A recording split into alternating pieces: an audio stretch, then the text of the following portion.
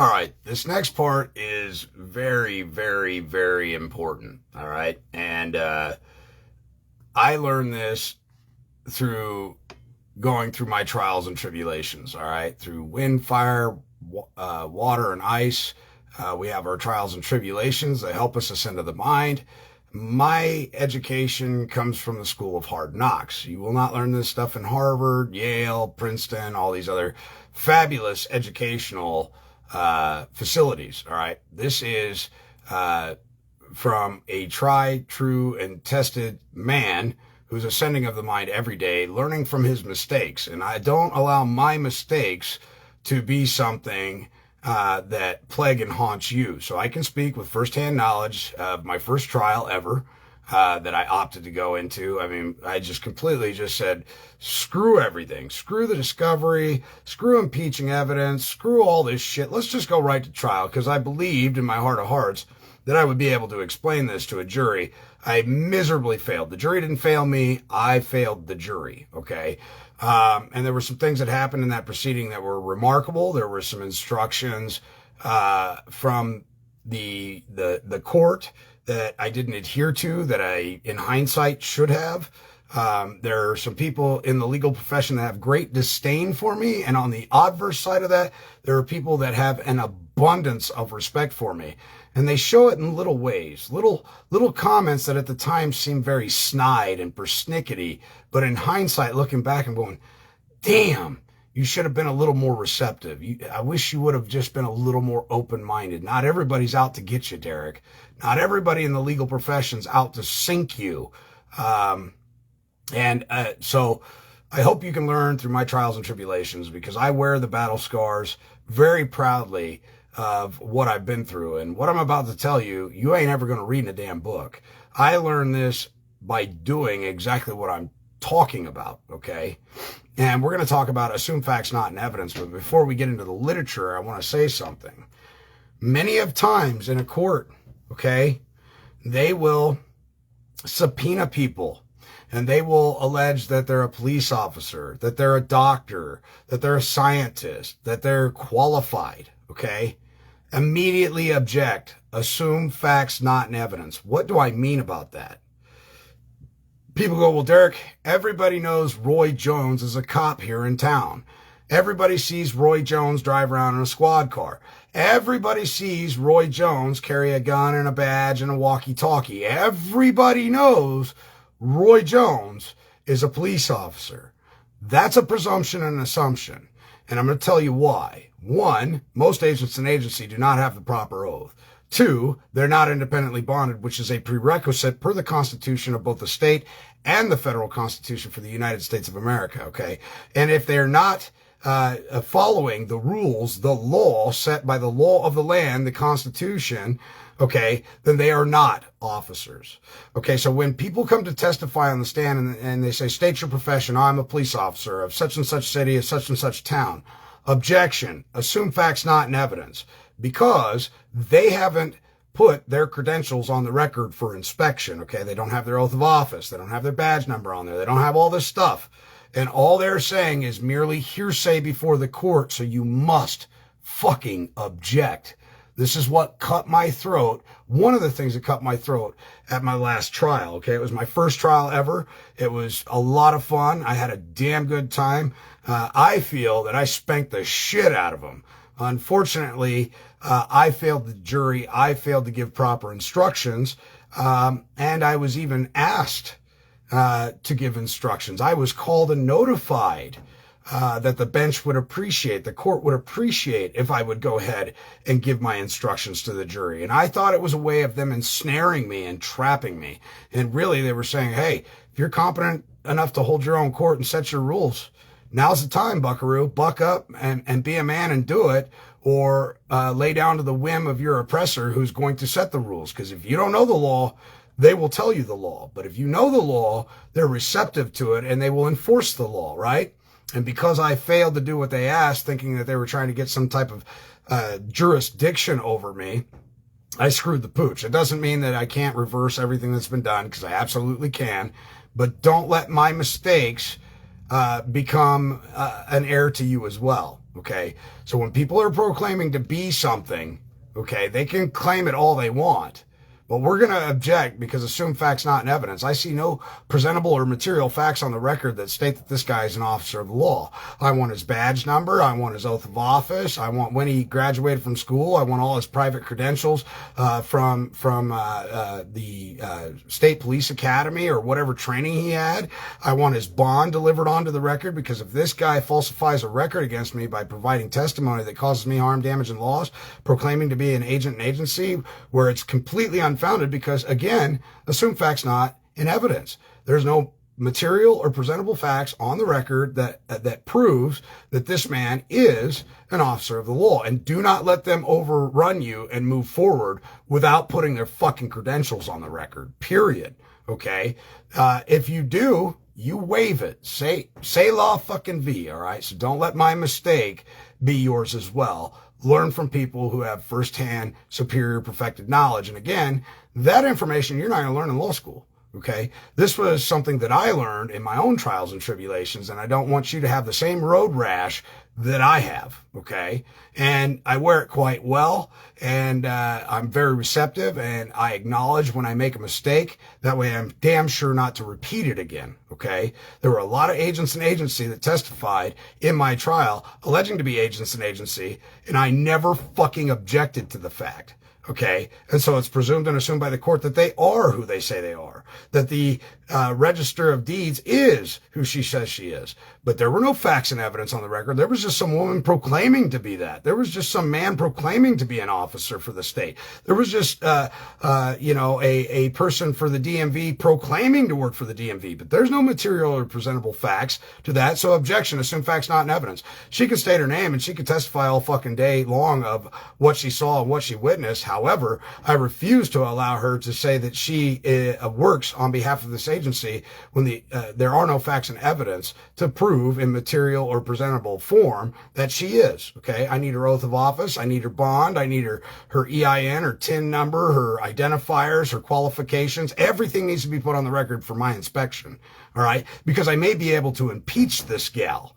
Okay. If her credentials aren't correct, guess what? Say la vie to your fucking witness. She can't come in saying that she purportedly works for this agency. She didn't follow the fucking rules. So her testimony is now impeachable. It's gone. Say la fucking vie. All right. So again, don't let my experiences go in vain. All right. Firsthand in the battlefield, in the fucking trenches, risk my life, body, and soul. That's why it pisses me off when people say, Derek, you don't give this stuff away for free. You do classes and stuff. Yes, because everything that I'm talking to you about didn't fucking come free to me. It cost me my life, my liberty, my family, my friends. All right. And I don't want to see you make the same egregious mistakes that I made. So I present it out there in the best way I know how, which is to communicate through audio video, so you can listen to it at work, so you can become familiar with the material, so you can defend your country, your family, your friends, your community, your township, etc. All right.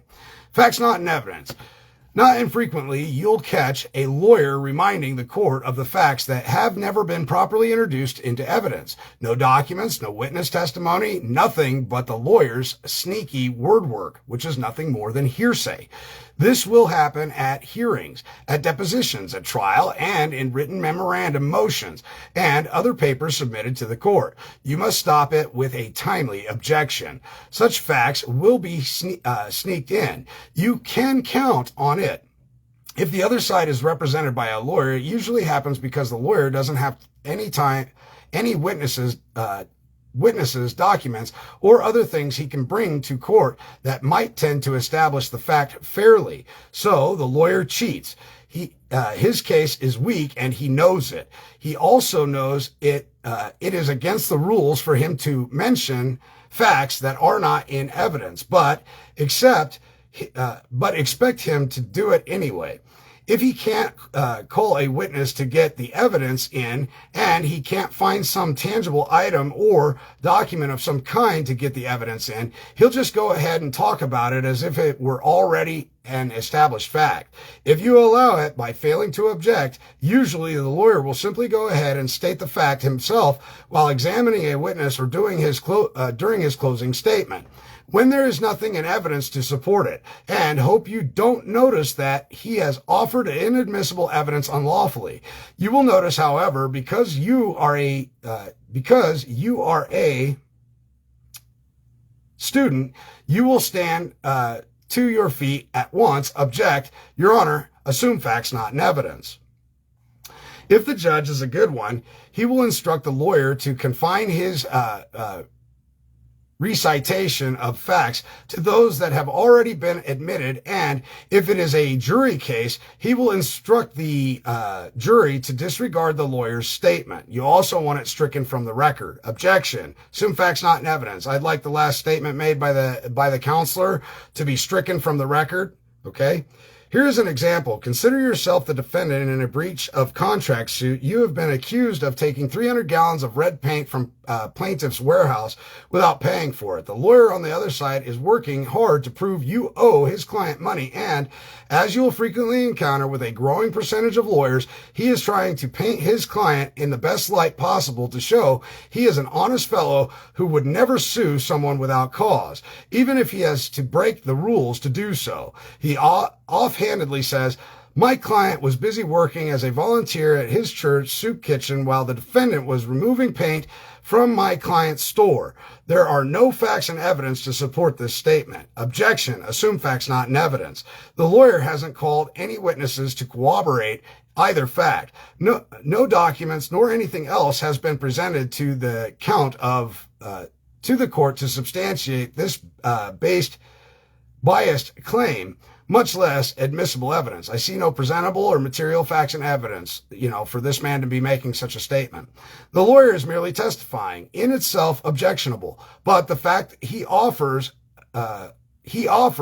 have not been presented to the court by any witness, document, or other thing that might make those facts admissible. You stand to your feet at once and say objection. Assume facts not in evidence. It is clearly permissible for a lawyer to remind the court what a particular witness may have testified when previously questioned. If a witness offered evidence that you did load paint into your truck on such and such date at such and such time, then it's perfectly permissible for the lawyer to remind the court by saying something like, the court will recall the testimony of the plaintiff's secretary, Miss Scarlett, who told how she was enjoying a cigarette on the loading dock that day when she saw the defendant back his truck up to the warehouse door and carry the paint away. That's not only permissible, it is good lawyering and perfectly proper. It is equally permissible for a lawyer to offer evidence that his client was at his church serving soup to the homeless on the date and the time, provided he does so by offering competent witness testimony, original documents, or other things that tend to prove what he says.